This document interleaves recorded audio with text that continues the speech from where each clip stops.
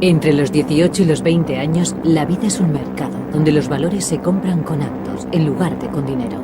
Pero muchos hombres no compran nada. André Malraux.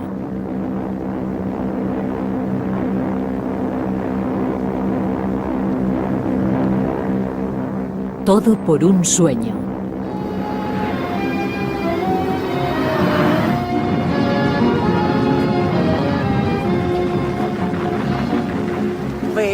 Выходила на берег Катюша, выходила,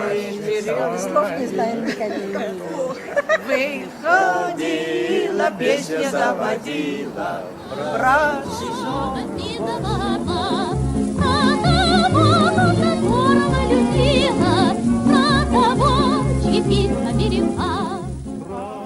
Mi padre era piloto. Cuando tenía 20 años, formaba parte del ejército y también participé en algunas misiones en España apoyando al ejército republicano. Para mí, tener la oportunidad de participar en la guerra era un sueño. Soy una romántica.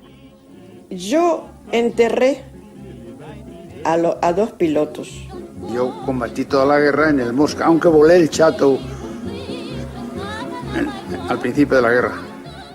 Malraux estaba en un extremo del avión y yo en el otro. La presencia de la muerte nos dejó en silencio. Igual que los demás hombres, mi padre salió de la Unión Soviética de incógnito. Todos utilizaban seudónimos. En 1937 y 1938 empezaron a detener a las personas implicadas en la guerra española, como los pilotos rusos. Los pilotos soviéticos de la Guerra Civil Española.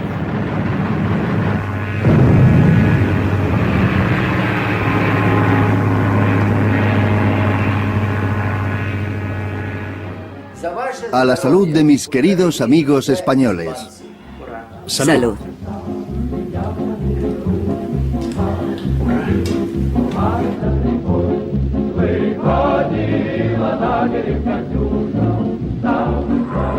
...1936. Habían pasado 18 años desde que las llamas de la Primera Guerra Mundial se habían extinguido. En Ginebra, un grito, nunca más, resonó en la Sociedad de Naciones.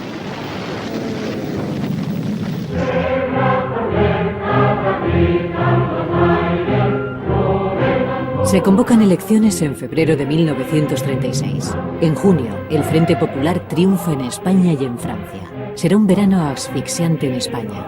Las antiguas clases dirigentes ignoran las urnas y respaldan un ataque frontal a la República.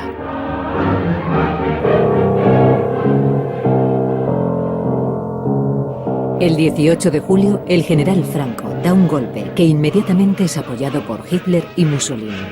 Los dos dirigentes envían a España tropas y material. Los franquistas, apoyados por los nazis y por la aviación fascista, dominan el espacio aéreo español. Un escritor francés, André Malraux, intenta acabar con esta opresión. Publica un memorable libro sobre su experiencia en España. Se titula La Esperanza y posteriormente fue adaptado al cine. 3 días después del levantamiento, el 21 de julio, Malraux se encuentra en España y habla con el ministro de Aviación del Frente Popular francés. Finalmente le convence para que suministre 30 aviones que constituirán el Escuadrón España.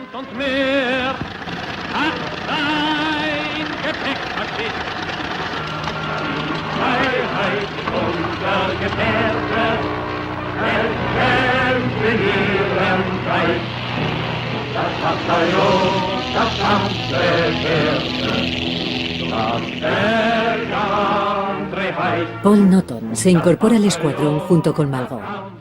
En su libro, el autor se refiere a Nothomb como Attigny. Es el comisario político del escuadrón y cuenta con el apoyo absoluto de un superior que admira su valor. Este es nuestro avión en pleno vuelo. Es una foto preciosa hecha desde otro avión. Al principio, el escuadrón Malraux estaba formado por civiles muy orgullosos de no pertenecer al ejército. Nosotros éramos antimilitaristas. Yo llegué a Madrid el 3 o el 4 de septiembre de 1936. Puede que parezca muy tarde, pero en realidad llegamos mucho antes que las brigadas internacionales o que los rusos. El escuadrón Malraux existía desde julio, pero primero se le conocía como el Escuadrón España. Yo era miembro del Partido Comunista y obedecía las directrices de la Internacional. En un principio, la Internacional no quería que los comunistas fueran a España porque Stalin apoyaba la política de no intervención.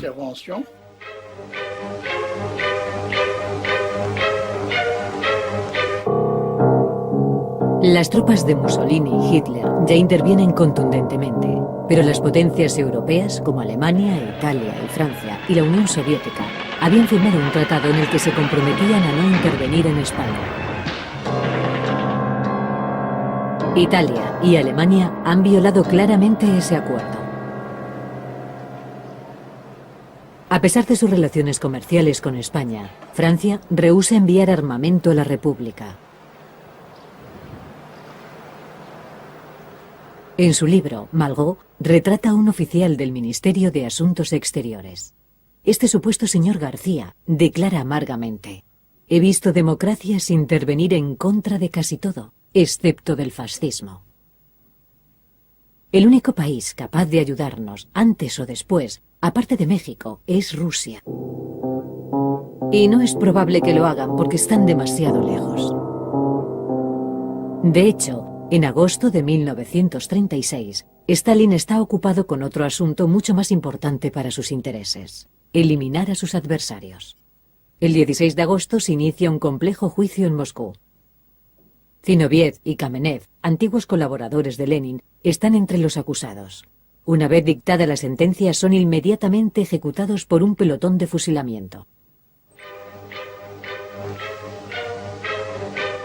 A principios de agosto, la situación en la capital de España es crítica. El general Yagüe se dirige a Madrid con su ejército. El 14 de agosto tiene lugar la primera victoria del Escuadrón España, que logra pulverizar la columna del general insurgente. Para eso sirve la aviación. Puede intervenir enseguida. Los pilotos son personas muy vulnerables. Se espera que bombardeen sus propios pueblos, sus propias ciudades, incluso a sus propias familias, que podrían estar en el otro bando. Por eso solo se puede contar con los extranjeros. Al principio los españoles no volaban porque se pensaba que podían cambiar de bando, y Cisneros estaba encantado de contar con extranjeros que no tuvieron reparos a la hora de bombardear ciertas zonas. Al principio, cuando Franco llevó a cabo el golpe, la izquierda internacional no le concedió muchas opciones de ganar. Pero su ejército avanzaba rápidamente y a finales de septiembre tomó Toledo. El 12 de octubre, con sus aviones bombardeando Madrid, atravesó la línea defensiva de la capital. En su libro La Esperanza, Malraux describe una escena con Magny. Según cuenta, el comandante del Escuadrón España dijo: ¿qué diablos hacen esos rusos? O nos mandan aviones o moriremos juntos heroicamente. En ese momento, Stalin cambia de actitud radicalmente. Aprueba el envío de material y de soldados soviéticos y permite la creación de brigadas internacionales. A comienzos de noviembre, toman parte en la defensa de Madrid. Llegamos hasta Andújar, que está en el valle del Guadalquivir, cerca de Córdoba. La gente nos vio bajar del tren para ir al pueblo. Nos saludó con el puño izquierdo en alto y gritaban ¡Viva Rusia! Creían que éramos rusos y cuando les dijimos que no lo éramos, se quedaron un poco decepcionados. Los bombarderos fascistas tienen el control absoluto del espacio aéreo. En Madrid, los bombardeos son implacables y los ciudadanos viven aterrados por las explosiones y los incendios. Malraux habla de los fuegos imposibles de sofocar. Las estaciones de bomberos son el primer objetivo de las bombas. No se puede recuperar el control. El 6 de noviembre, el gobierno se traslada a Valencia y de pronto, el 7 de noviembre, aparecen los primeros aviones soviéticos sobrevolando la capital. Se trata de un escuadrón de 36 aviones. Malraux los denomina la Guardia de Madrid. No pasarán. La opresión de la capital se relaja finalmente.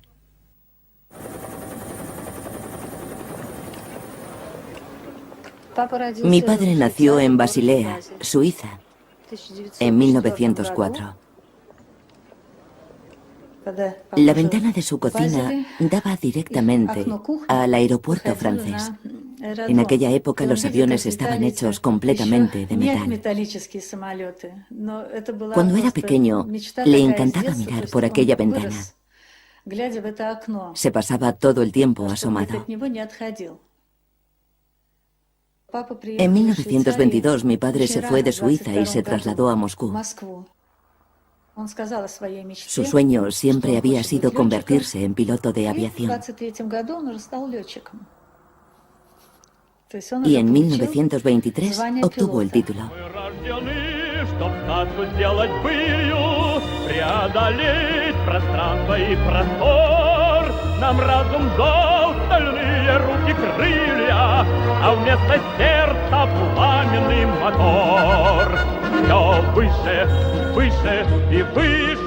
Yo nací en Buenos Aires, en la Argentina. La historia de mis padres, de mi padre principalmente, es la historia de un revolucionario que empezó su actividad política en la Rusia zarista. En el año 31, a papá lo detuvieron, a mamá también. A papá le dieron una buena paliza, lo torturaron y lo echaron de la Argentina, expulsaron.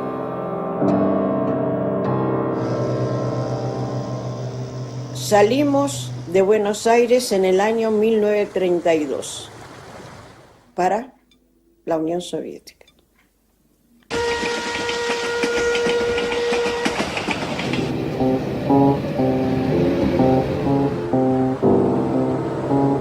Yo no estaba vestida para el invierno y me desmayé varias veces en la calle, helada, sin tener zapatos calientes. Fue terrible. El primer invierno fue muy triste. No teníamos cartillas para comer, había racionamiento. La habitación era de 8 metros, condiciones malísimas, cucarachas y otras cosas más. General Lavsky. Yo nací el 19 de octubre de 1941. Ahora todo el mundo me conoce como el general Lavsky. Pero mi nombre de pila es Víctor Mikhailovich. Soy capitán general de la aviación y después de la guerra me concedieron el título de héroe de la Unión Soviética. En abril de 1937 me llamaron del cuartel general. Fue una llamada completamente inesperada y me preguntaron: ¿quieres salir en misión oficial? Me sorprendió mucho que finalmente decidieran contar conmigo e inmediatamente contesté que sí. En cuanto llegamos a Moscú nos dieron pasaportes nuevos a todos. La verdad es que fue una situación muy cómica. Recuerdo aquel momento perfectamente. El pasaporte que habían hecho para mí llevaba mi foto y el nombre que figuraba era Julián Don Pedro, valenciano. A partir de entonces ese sería mi seudónimo y también decía cuál era mi profesión: comerciante.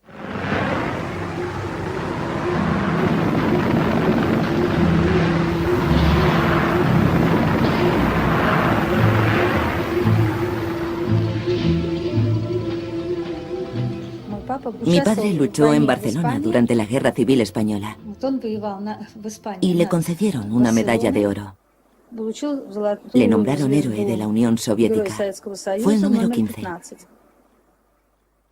El jefe de las fuerzas aéreas republicanas era el general Cisneros. Había solicitado la ayuda de pilotos extranjeros. Nuestros soldados salieron de la Unión Soviética ilegalmente y de incógnito,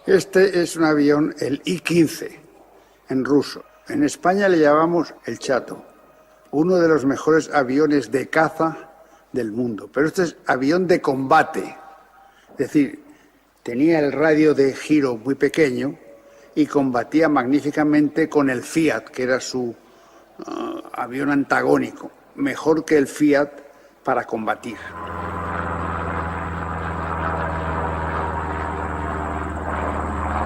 Llevaba una placa blindada para proteger al piloto. Aquí está, en la palanca están los gatillos para las 4 ametralladoras. Armamento poco potente, porque las balas eran muy pequeñas, 7 milímetros 67, 7,67. Le faltaba potencia de fuego. Pero tenía 4 ametralladoras que eran muy buenas. El 19 de febrero de 1937, Málaga fue tomada por las tropas franquistas. Al día siguiente, los últimos 2 aviones del Escuadrón España de Henri Malraux fueron enviados con unos pocos aviones soviéticos como escolta. En La Esperanza, Malraux afirma que pulverizaron una columna fascista cerca de Málaga. A continuación, se retiraron rápidamente, acortando a través del mar. Cuando Attigné se dio la vuelta, dice, el mecánico se limpiaba la grasa de las manos. Attigné se giró y en el cielo, cubierto de negros nubarrones, vio 8 o 10 cazas enemigos acercándose en 2 grupos. Las balas perforaron la torre frontal. De pronto vi varios Fiat. Yo conté 24 que llegaban desde el fondo del horizonte. Se acercaban a gran velocidad y entonces el avión fue acribillado por una ráfaga. Varios hombres fueron alcanzados. De pronto sentí una especie de latigazo en la pierna. Me habían dado. El segundo piloto, que era indonesio y que había llegado el día anterior, murió al instante. Había varios cuerpos tirados por el suelo. Los motores estaban ardiendo y caíamos al mar. Ese era mi mayor temor, caer al mar. No sé por qué. Siempre he tenido miedo a ahogarme en el mar. Aunque cuando vas en avión es mucho más peligroso estrellarse en tierra. El pánico nos invadió. Un compañero y yo vimos que nos precipitábamos contra el mar. Parece increíble, pero en esos momentos, cuando estás herido, no sientes nada. El primer piloto, que estaba aún vivo, me ayudó a tirar de la palanca del timón. Intentábamos nivelar el avión, pero no teníamos motor y caíamos así, inclinados. Yo estaba delante viendo cómo se acercaba el mar. Solo estábamos a 3 kilómetros de la costa. No había modo de salir. Y entonces nos estrellamos. Toda mi vida pasó ante mis ojos a gran velocidad. Esto es cierto, totalmente cierto. Es lo que ocurrió. Y de repente levanté la cabeza y me encontré al aire libre. El avión había caído plano y rebotó como una piedra en la superficie. Fue saltando a lo largo de 3 kilómetros hasta la costa y se deslizó sobre la playa a bastante distancia de las rocas, así que no nos golpeamos con nada.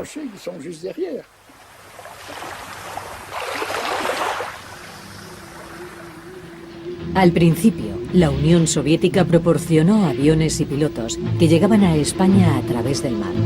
Generalmente, los pilotos soviéticos solo se quedaban unos meses, el tiempo suficiente para ser entrenados, y a continuación eran sustituidos por otros. La Unión Soviética la descubrí porque hice el curso de pilotos en la Unión Soviética. Nos trataron muy bien, nos enseñaron magníficamente, me admiran los instructores de vuelo soviéticos que no sabían español ni nosotros sabíamos ruso y nos enseñaron a través de los intérpretes como Clarita. En 1933 mi padre fue deportado de la Argentina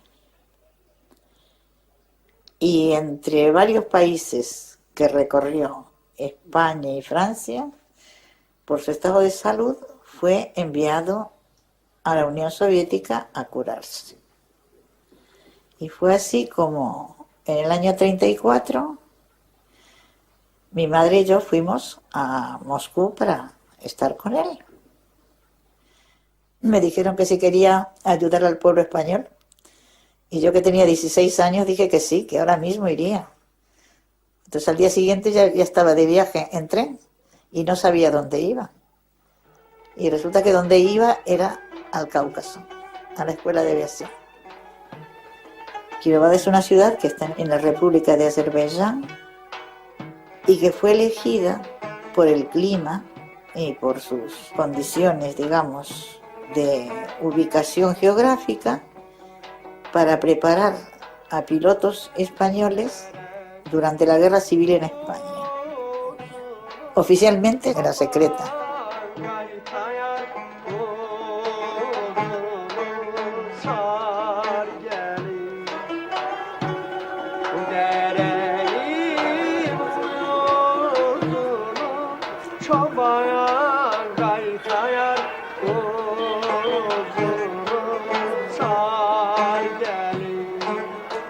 En 1936, todos sabíamos que había una escuela de aviación.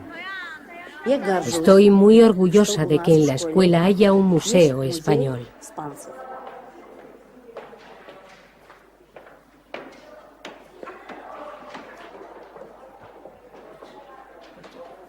Nueve alumnos españoles estudiaron allí.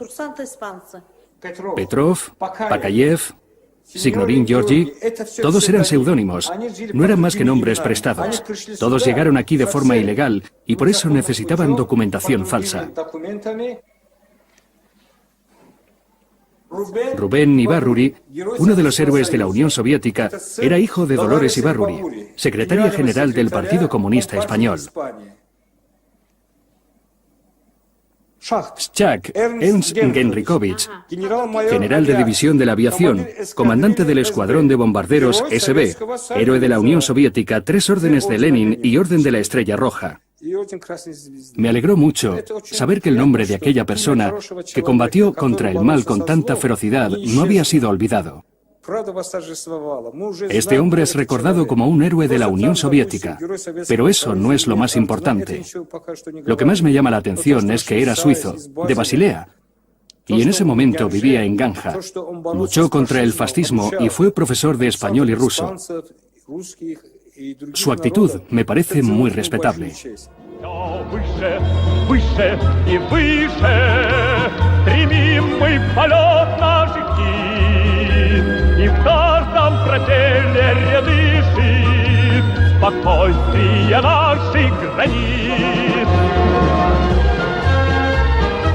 En marzo, seguramente, de 1937, llegó a la escuela el primer grupo de aviones de combate, entre ellos el llamado SB, que quiere decir bombardero veloz, y que fue en España durante la guerra denominado Katyushka.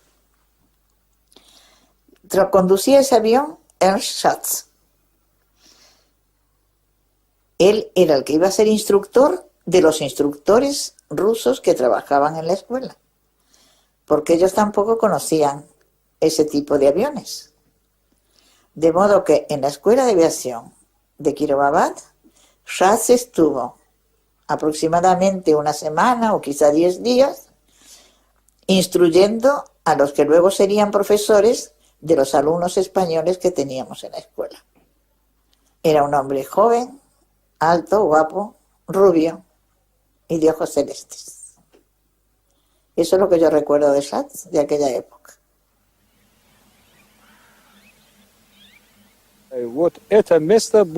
Allí había un pequeño aeropuerto y también había varios instructores que enseñaban a pilotar los aviones.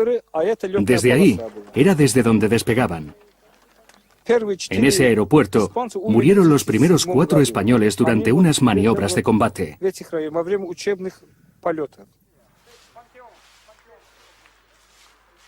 Este es un cementerio de Azerbaiyán. Muy cerca de la entrada al recinto se encuentra esta zona, que estaba reservada exclusivamente para enterrar a los pilotos militares rusos y españoles. Todos murieron a causa de accidentes y fueron enterrados aquí. El piloto español Francisco Fernández Fons, También hay un piloto español que fue enterrado con un nombre ruso, Signorin Georgi. Evidentemente se trata de un seudónimo. Cada 9 de mayo, los alumnos de la escuela traen coronas de flores para honrar a los muertos. Se reúnen aquí y les dedican un minuto de silencio. Los que aquí descansan son respetados como nuestros antepasados, nuestros héroes.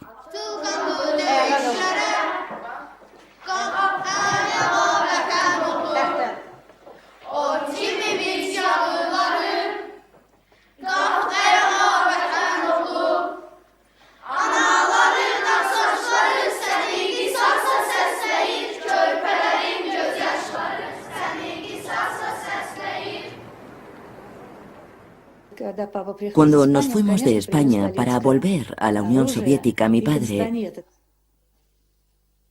se llevó de recuerdo una daga y unas castañuelas. Y cada vez que teníamos una visita pasábamos momentos muy divertidos. Cantábamos canciones españolas y mi padre se mostraba muy feliz. No dejaba de sonreír y rebosaba alegría. Todo el mundo se daba cuenta.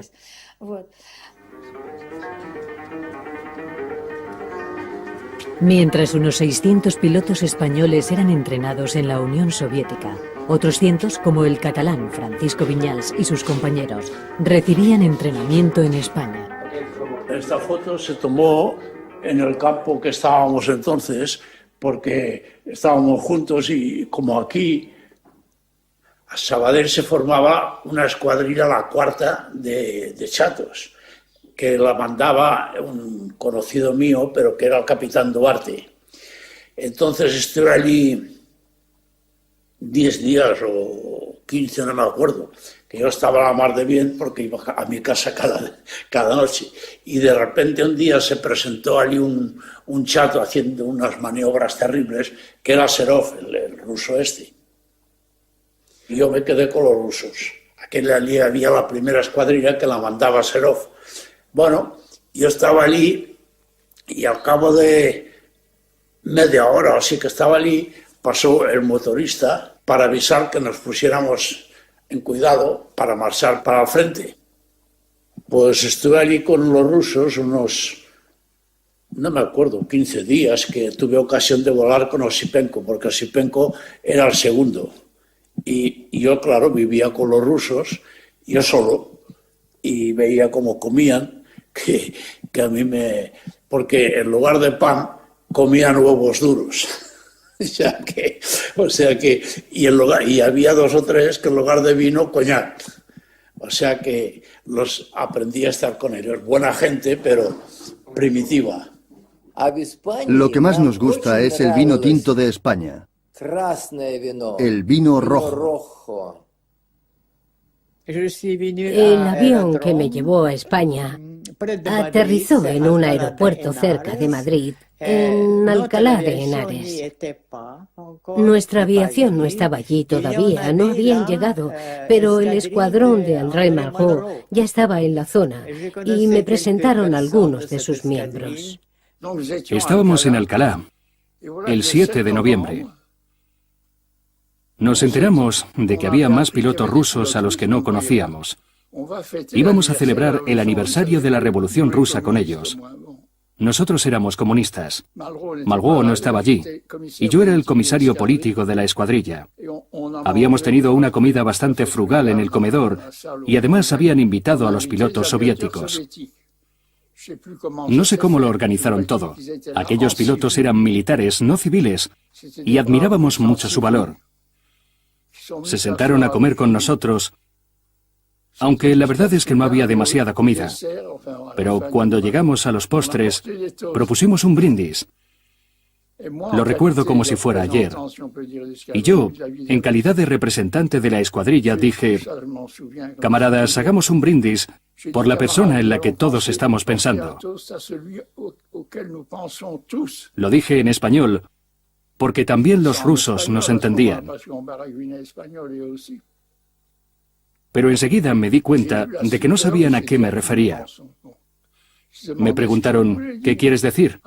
Y yo respondí: hablo del camarada Stalin. Entonces se me quedaron mirando aterrados. Supongo que se preguntaban: ¿será agente de la GPU? ¿Por qué habla de Stalin? Para ellos, era el dirigente de Rusia, pero mucha gente le temía y no entendían que brindásemos por él. Sin embargo, se levantaron para que nadie los acusara de ser poco entusiastas y bebimos por el camarada Stalin. Así que fui yo el que despertó el ardor stalinista de aquellos rusos. No entendían muy bien la ideología comunista y habían sido enviados allí simplemente porque eran militares. Después de aquel día, no volvimos a verlos nunca más. Nos bombardearon en Alcalá, nos bombardearon en Albacete el 24 de febrero del 37.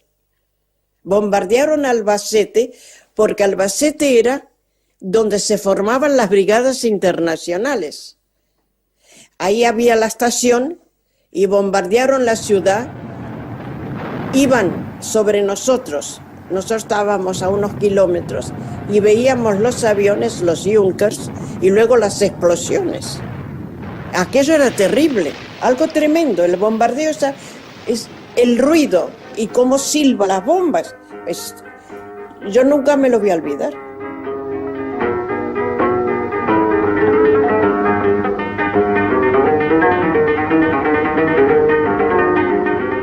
El 26 de abril de 1937, la Guerra Civil Española da un paso más hacia el infierno.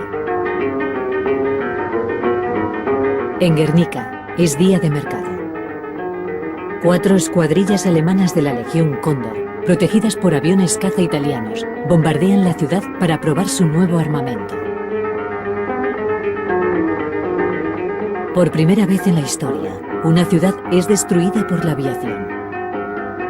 Paradójicamente, los pilotos implicados eran alemanes, que habían sido entrenados en el aeropuerto secreto de Lipetsk, en la Unión Soviética. Cuando me enteré de que los alemanes habían bombardeado la ciudad de Guernica y la habían dejado completamente destruida, me sentí horrorizado por la crueldad y la barbarie de los fascistas. Junker 52, los que bombardearon Madrid, los que bombardearon Guernica, eran estos, al que mejor derribábamos de los aviones de bombardeo, porque este sí caía, los otros no caían. Estos aviones estaban todos ellos blindados y no caían. Disparabas, a lo mejor matabas al piloto, pero ponían el piloto automático y no caían.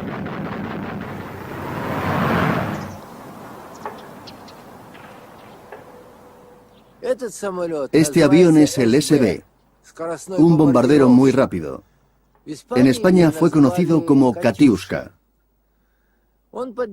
Puede transportar 600 kilos de bombas y volar a más de 400 kilómetros por hora. En aquella época lo considerábamos un avión de una gran eficacia. Indudablemente era mucho mejor que los Fiat, los cazas italianos. Y también era más rápido que los Messerschmitt. La ametralladora se encontraba en la cabina del artillero. Cuando volábamos manteníamos el arma apuntando hacia la parte trasera del avión y así nos protegíamos de los cazas enemigos. Nos atacaron en muchísimas ocasiones, alrededor de unas 20 veces. Así que tratábamos de estar prevenidos. El 31 de octubre de 1937, el gobierno de Juan Negrín se trasladó de Valencia a Barcelona. Su intención era fortalecer los lazos entre las 3 ciudades que seguían bajo su control: Barcelona, Madrid y Valencia. En diciembre, el ejército republicano lanzó una ofensiva en Teruel y tuvo éxito. Yo era la primera vez que veía al frente. Entonces me dieron instrucciones que Serov, que era el jefe de la escuadrilla, quería que fuera yo a la derecha de él de punto, para no perderme de vista. Y sin saber dónde, yo claro no sabía dónde iba, pero nos fuimos al frente de Teruel. Allí de momento no encontramos nada, pero resulta que allí había un campo de aviación enemigo, allí cerca, y bajamos a ametrallar unos aviones que había allí, que después resultó que no eran aviones, eran maquetas de madera. Bueno, el caso es que el tío, yo detrás de él, porque me dijo que no lo dejara. Y el trabajo mío era para no dejarlo, porque yo era además que era la primera vez que iba al frente. Y hacía media hora que había llegado. Bueno, total, que a última hora hizo las señales de agrupación, subimos arriba para marchar. Y cuando nos marchábamos, entonces yo vi una serie de disparos de trazadoras, las balas trazadoras de humo, pero yo no veía ningún avión, no veía nada. Y resulta que teníamos los Fiat que nos estaban ametrallando. Y claro, entonces tuvimos que marchar, tomamos tierra sin novedad.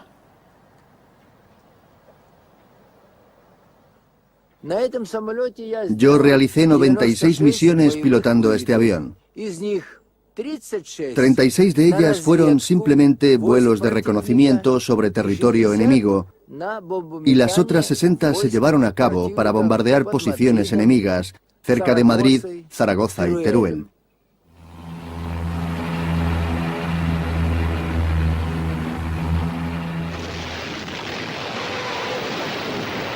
El brigada suizo, Eolo Morenzoni, se encontraba en las trincheras de Teruel. Había dejado a su familia a los 16 años y se había alistado para luchar contra el fascismo. André Malraux escribió: «En este universo tan absurdo, lo único que no es absurdo es lo que podemos hacer por otros». Era una decisión que había tomado hacía mucho tiempo. Y una mañana, en lugar de ir al colegio, cogí un tren con destino a Basilea. Los primeros aviones que vi eran los aviones soviéticos que había en Teruel. Uno de ellos era un bimotor que había sobrevolado Teruel y había lanzado 2 o 3 bombas, pero no provocó ninguna tragedia. Creo que el objetivo que había bombardeado no estaba muy definido. Después identifiqué algunos aviones italianos y alemanes, pero no tuve la ocasión de ver aviones republicanos.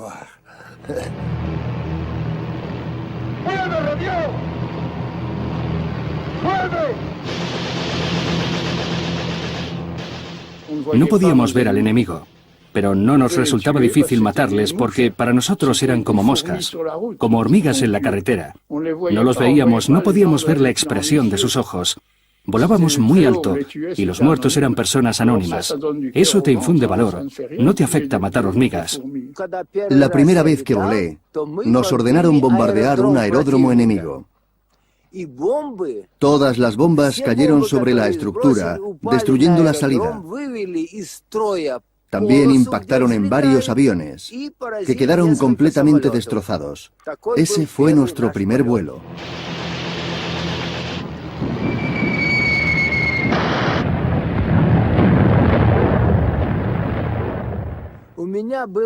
En teoría, mi función era bastante sencilla.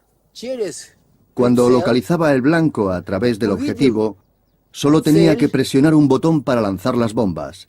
A continuación observaba cómo explotaban y comprobaba si habían dado en el blanco. Yo me sentaba en la parte delantera como observador y utilizaba un telescopio para distinguir mejor el blanco. Después presionaba un botón y lanzaba las bombas. Eso era todo. El 25 de julio de 1938, 80.000 soldados republicanos cruzaron el Ebro bajo el mando del general Juan Modesto.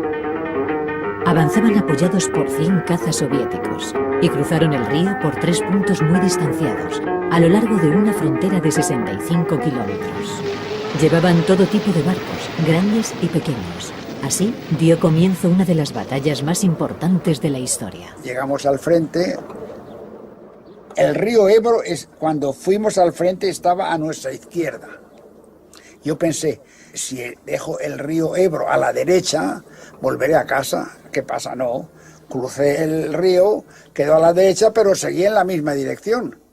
Llego a Zaragoza y empiezan a disparar los antiaéreos enemigos. Zaragoza estaba en manos de los fascistas. Digo, no, está bien. Y di la vuelta. Di la vuelta, pum, pum, pum.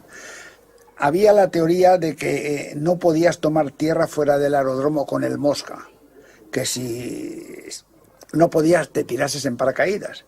Pero ¿cómo voy a saltar yo en paracaídas con un avión nuevo, bonito y, en fin, flamante? No, y fui volando a ver si encontraba un aeródromo. Se me para el motor sin gasolina. Veo debajo de mí un aeródromo, tomó tierra y era mi aeródromo, que no lo había reconocido. Ese fue el primer combate. Cada día 2, 3 combates. Hubo uno particularmente para mí muy serio, que fue el que me derribaron allí. Me derribaron, que tuve un combate con un Fiat, que lo derribé yo, me derribaron y pude tomar tierra allí al lado, entre Forniche Alto, pueblo, y Forniche Bajo. Combatimos con los Fiat, me encontré con un Fiat delante de mí, yo detrás, le metí todas las balas y cayó delante de mí. Pero la mayoría de los aviones derribados por nosotros eran cazas. Nosotros no podíamos seguirle hasta abajo porque había otros aviones combatiendo. Por eso es muy difícil establecer los aviones derribados, porque un mismo avión lo han disparado 3 pilotos y cada cual cree de verdad que lo ha derribado él. En aquella época han llegado a combatir al mismo tiempo cerca de 200 aviones. Por nuestra parte 60 o 70, por parte de ellos 140. Era una mezclanza de aviones que era fácil chocar incluso con los aviones enemigos. Me volvieron a derribar otra vez, porque yo estaba detrás de un Fiat que lo había tocado y quería ver dónde caía. Y me puse detrás de él mirando y no me di cuenta que detrás tenía otro Fiat. Y me alargó ¿sabe que llevaban ametralladoras de 12 milímetros? Una. Y se me llevó la culata del cilindro de arriba. Pero bueno, pude tomar tierra. Andaba a tierra y al día siguiente me cambiaron la culata. Otra vez que me derribaron fue en Aragón, entre Forniche Alto y Forniche Bajo. Aquí me tuve que tirar en paracaídas, porque se me llevaron casi la mitad de un ala, un combate que teníamos, ¿no? Entonces en paracaídas no pasó nada. Abajo encontré un compañero que se llamaba Elías Hernández, que también lo habían derribado, y juntos pues a pie fuimos reculando para atrás, hasta llegar a un sitio donde pudimos telefonear y nos vinieron a buscar. Yo he derribado en la guerra controlados 23 aviones.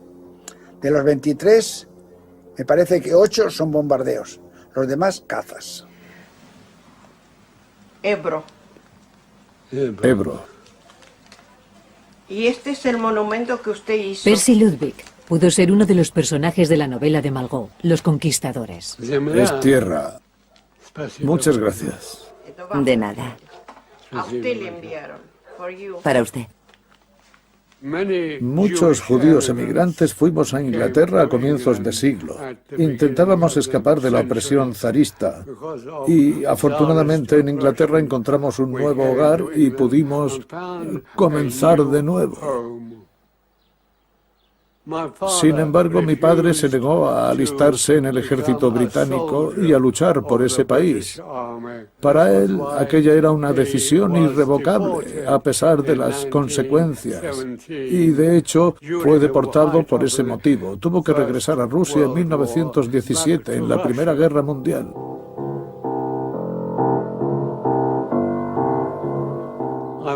Yo nací en Londres mucho antes de aquello, el 8 de octubre de 1908.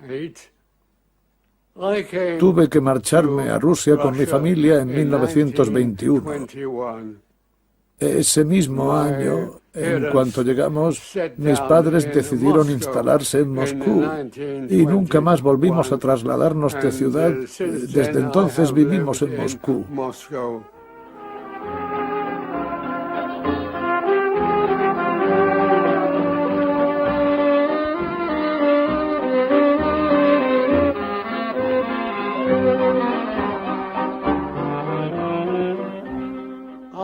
Yo dirigí la explosión de un gran puente civil que estaba en Mora del Ebro. Allí fue donde se desarrollaron casi todas mis misiones cuando estuve en España. En Mora del Ebro tomé parte en todos los combates de la 15ª Brigada Internacional. Elizabeth Parchina dejó de trabajar como intérprete tras un accidente mortal en su base. Los aviones iban a aterrizar y un operario ruso recibió un disparo cuando uno de sus compañeros probaba una ametralladora. Yo estaba presente cuando aquel hombre murió y poco antes de morir me dijo: siento mucho no poder seguir participando en los combates. Y yo me apresuré a decir: tranquilo, yo iré para reemplazarte. Para reemplazar esta pérdida. Por eso me fui al frente.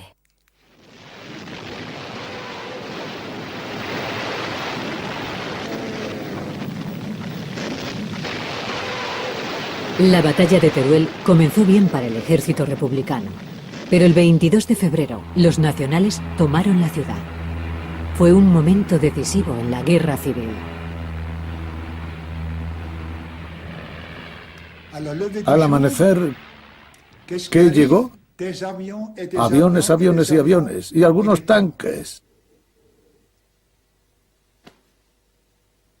A la mañana siguiente, durante el día, escuchamos mucho ruido. Así es como sonaba. Era el contraataque de los tanques italianos. Llegaban también las tanquetas italianas y la aviación. El espectáculo era verdaderamente sobrecogedor. Y de hecho los soldados españoles que luchaban con nosotros soltaron las armas y se marcharon de allí rápidamente. Mi capitán, Albert, me llamó y me dijo: Fridley, eres suizo, vamos, lárgate de aquí. Así que salí de mi agujero y abandonamos el Muletón, un promontorio bastante alto en el que nos refugiamos en Teruel. Todos logramos escapar, pero ni siquiera pudimos llevarnos a nuestros compañeros heridos. Teníamos órdenes de retirarnos y, de hecho, quedarse allí era un suicidio. Los enemigos te harían prisionero o te machacarían con los tanques. Fue terrible.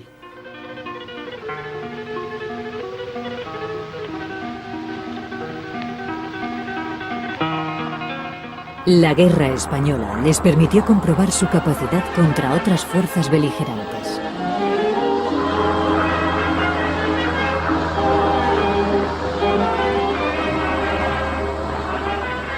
A los aviones, el I-15 y el I-16, hicieron muchas reformas muy buenas. Las reformas, yo conozco 2 o 3, por ejemplo, el tubo de la gasolina. El tubo de la gasolina, primero que yo lo vi, eran tubos rígidos, de cobre. Y claro, con la trepidación se rompían y se incendiaron varios. Una cosa muy sencilla, le pusieron tubos de estos flexibles aquí y ya no pasó más.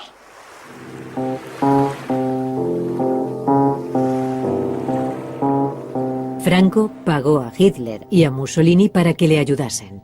A su vez, Stalin también recibió dinero por su intervención en la guerra. La República Española le pagó con fondos del Tesoro Nacional. ¿Qué más puedo decir de Schatz? Que volví a ver en septiembre de 1938. Él era entonces jefe de una escuela de aviación para el Mando Superior de la Aviación. La escuela se encontraba en la ciudad de Lipetsk, al sur de Moscú, y yo fui allí porque fui a visitar a unos conocidos. Y fue la última vez que lo vi.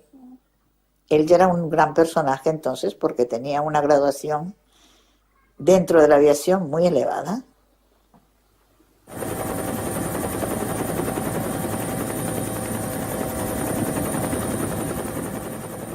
En la primavera de 1937, la guerra continúa en España y el territorio republicano retrocede a gran velocidad. Ernest Schatz regresa a la Unión Soviética, donde toma el mando del aeropuerto de Lipetsk. La ciudad, 400 kilómetros al sur de Moscú, tiene una larga historia de secretismo. Tras la muerte de Lenin, en 1925, el ejército soviético entrenó allí a más de 100 pilotos alemanes, hasta que Hitler llegó al poder.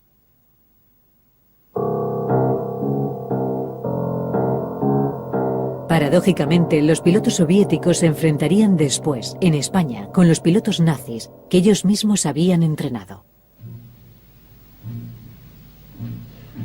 El antecesor de Schatz, como director del aeropuerto de Lipivsk, fue ejecutado durante la terrible purga stalinista de 1937. Acabaron con miles de oficiales del Ejército Rojo.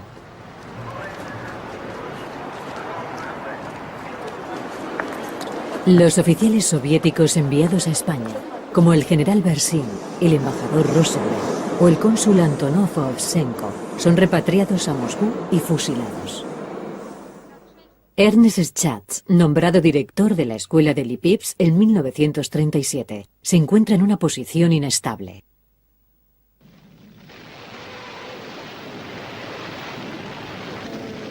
En octubre de 1938, el ejército franquista lanza una contraofensiva en el río Ebro. 3 meses después toman Barcelona. Al final de su libro La Esperanza, Malraux habla de un periodista norteamericano que está dictando un artículo a la editorial de su periódico. Los fascistas ayudaron a los fascistas, los comunistas ayudaron a los comunistas e incluso a la democracia española. Las democracias no hicieron nada para ayudar a las democracias. Nosotros estábamos en la zona norte, en Cataluña, y con la ofensiva de ella fuimos retrocediendo junto con el ejército hasta la frontera francesa. El último aeródromo que tuvimos fue Vilajuiga, al lado de los Pirineos. Allí quedábamos ya en vuelo en Vilajuiga unos cuantos chatos, unos delfines y 6 o 7 moscas. Allí nos bombardearon terriblemente y allí perdimos casi todos los aviones. El mío lo incendiaron en tierra antes de despegar.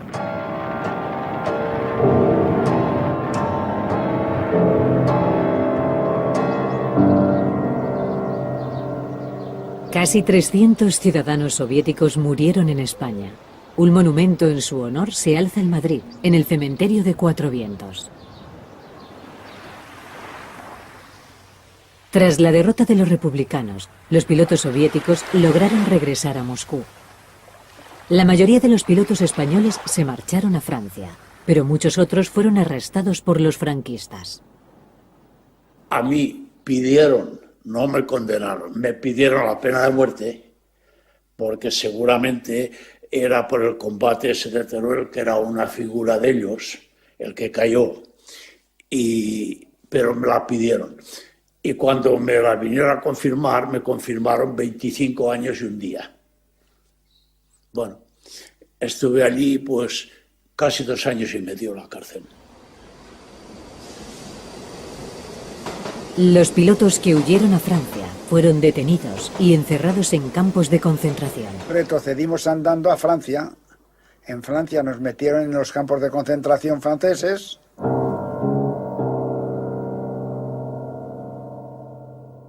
Los aliados se negaron a integrar una escuadrilla española en su aviación. En general, los pilotos simpatizantes con la Unión Soviética solo fueron bien recibidos en Moscú y en México. Allí estuvimos hasta que la Unión Soviética nos invitó a los pilotos que quisiésemos ir a la Unión Soviética. Los pilotos soviéticos de la Guerra Civil Española fueron homenajeados a su regreso.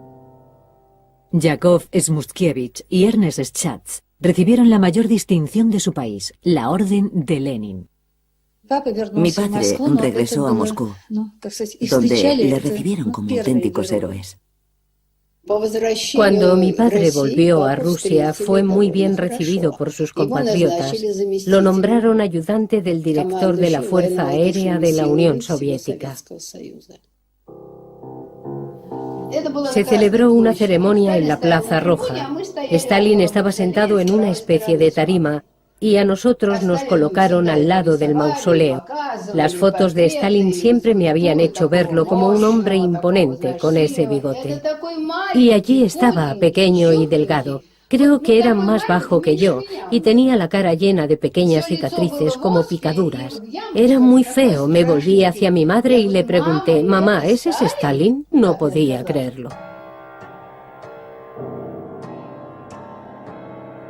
Los pilotos que quedaron en España fueron encarcelados y los de Francia terminaron en los campos de concentración.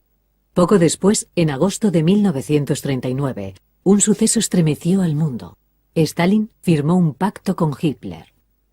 Esta alianza preocupaba a Smutkiewicz y a Schatz y a otros veteranos de la Guerra Civil Española. El día que llegó Ribbentrop a Moscú, por la calle Tverskaya, y mi padre y yo lo estuvimos observando desde el 6º piso del Hotel Lux. Yo creo que a mi padre casi le dio un desmayo al ver la svástica en las calles de Moscú. Para él fue un golpe terrible.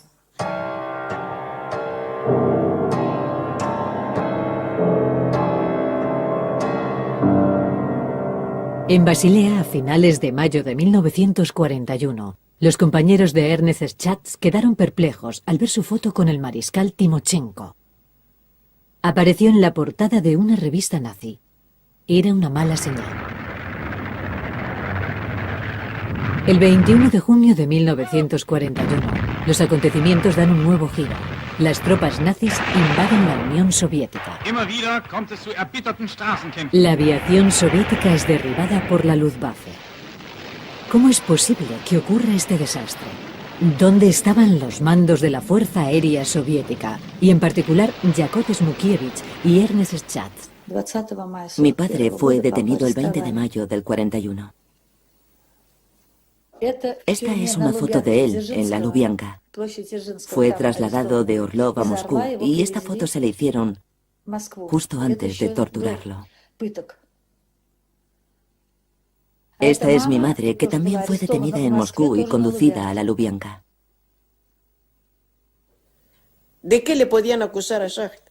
¿De que él era suizo y que estuvo en España? Lo único, que era extranjero. A lo largo del mes de junio fueron asesinados muchos de los líderes de la Fuerza Aérea Soviética. Cualquier hombre con experiencia en combate era detenido y sometido a las más terribles torturas. A mi padre lo tenían retenido en la cárcel de Sukanovo. Allí Lavrent Beria participó personalmente en casi todas las sesiones de tortura. Su padre y su madre habían sido detenidos. Y Rita Schatz tuvo que marcharse con sus abuelos, que habían llegado a la Unión Soviética en 1937. Sin embargo, poco después, también fueron detenidos. Rita fue enviada a un orfanato, como miles de niños soviéticos, cuyos padres cayeron víctimas de las purgas estalinistas. José María Bravo regresó al combate con las fuerzas aéreas soviéticas. Le habían confiado una misión muy especial. La escuadrilla mía protegió el vuelo de Stalin sin saber que era Stalin, no sabíamos que era él. Acompañamos 2 aviones, llegamos a Teherán y en Teherán nos enteramos de que era Stalin. Stalin me dijo a mí, ¿tú eres georgiano? Y digo, no, soy español. Digo, así, español, le llamamos generalísimo. Camarada generalísimo, soy español. Ah, español, sí, muy bien. ¿Y por qué has traído a tus pilotos en calzoncillos? Y es que el traje nuestro, del traje de faena nuestro, por el sol estaba quemado completamente y parecía que íbamos con calzoncillos largos. Y le conté que el traje se quemaba del sol y entonces, como tenía mucha fuerza, le dijo al ayudante que en el plazo de 3 días a todos los pilotos del Cáucaso les den un uniforme que no pierda el color con el sol, no se destiña. Y a los 3 días teníamos todos un uniforme nuevo. Esta es la pregunta que se hacen todos los que asistieron a la tragedia. ¿Por qué Stalin, descrito por Malraux como el único que restauró la dignidad de la raza humana, por qué el dictador del Kremlin decidió descabezar a su aviación precisamente durante el ataque nazi?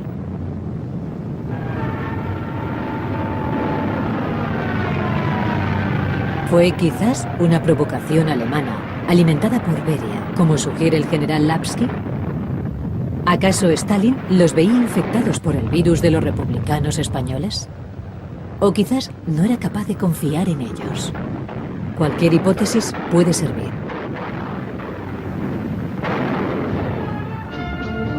Al final de la guerra, Rita Schat y Rosa Echmuskiewicz no tenían noticias de sus padres, pero ambas conservaban la esperanza de que siguieran vivos. Vivimos 10 años con la esperanza de volver a ver a nuestros padres. 10 años. Eso fue lo que nos dio fuerzas, lo que nos ayudó a seguir viviendo. La esperanza.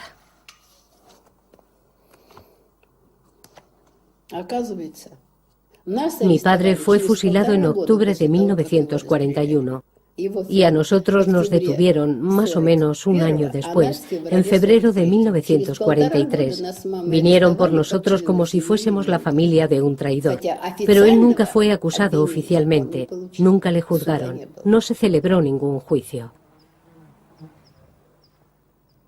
En el año 1954 nos enteramos de que mi padre había sido ejecutado. Nos habían deportado y cuando nos liberaron nos dijeron que le habían matado a pesar de que era inocente. Cuando me metieron en el orfanato, solía soñar a menudo con mi familia, sobre todo con mi abuela, pero soñaba aún más cuando fuimos liberados. Aunque por entonces yo ya era adulta, seguía teniendo la esperanza de que volvieran. Me parecía bastante probable que mi padre hubiera sido ejecutado, pero quizá mi madre siguiera viva. Sin embargo, también acabaron con ella. Y sé muy bien cómo lo hicieron. Estaba enferma y esperaron hasta que ya no se pudo levantar. Cuando Stalin murió, los pilotos ejecutados fueron repatriados a la Unión Soviética.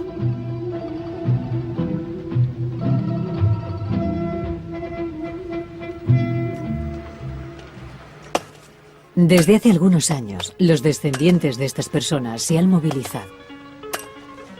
Las familias de miles de republicanos que fueron asesinados por los franquistas buscan los cuerpos de sus padres en las fosas comunes.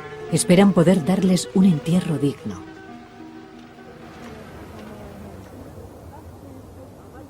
Los cuerpos de algunos pilotos soviéticos, como Yakov Smuskiewicz, Ernest Schat y otros de sus camaradas, siguen en Rusia. Fueron asesinados por orden de Stalin y aún carecen de un lugar donde descansar en paz.